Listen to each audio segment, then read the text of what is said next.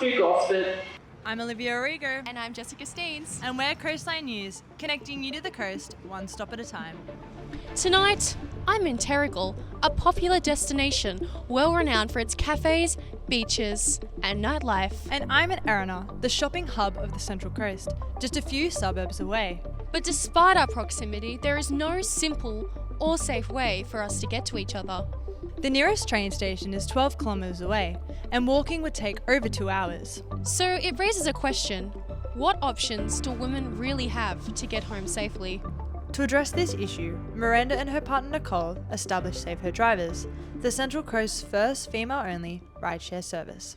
The Central Coast is actually one of the highest domestic violence pockets in Australia. What's really scary is that the number for violence against women in Australia, that number is not improving at all. Tricky for our drivers to meet, the demand going as far north as Budgie, but if our drivers are located down in Woy, that can be really tricky. So we really want to onboard as many drivers as we can so we can service the need as best as possible.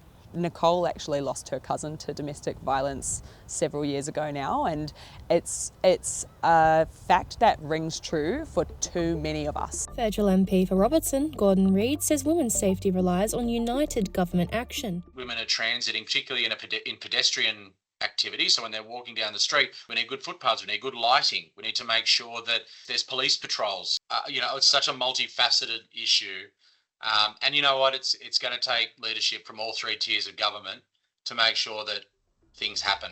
This year, the Central Coast was shaken after a death of a young woman walking home after a night out.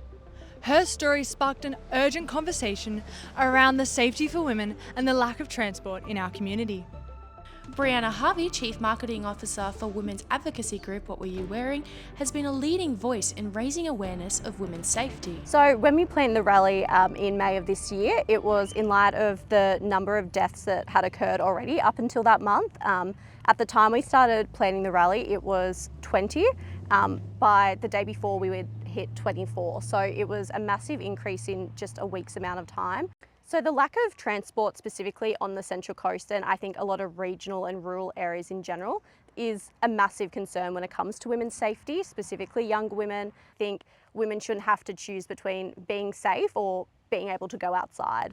So I think with community initiatives like SaveHer Drivers, which is female-run, female-owned, female-driven, I think that's a great community initiative and it's something really encouraging. But I think it's also a bit sad that it's something that has to happen in the first place.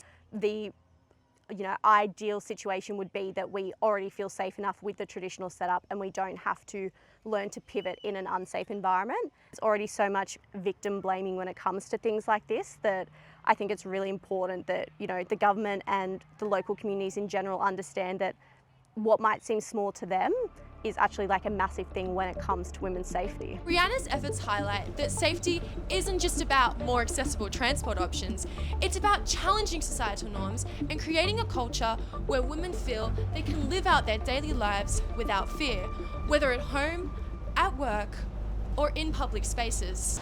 The challenges women are currently facing show that improving safety can't wait. SaveHer Drivers are helping to make the coast safe, but lasting change relies on everyone doing their part. I'm Jessica Steens. And I'm Olivia Origo. This is Coastline News, connecting you to the coast, one stop at a time. Say it once, say it again. No excuse for violence.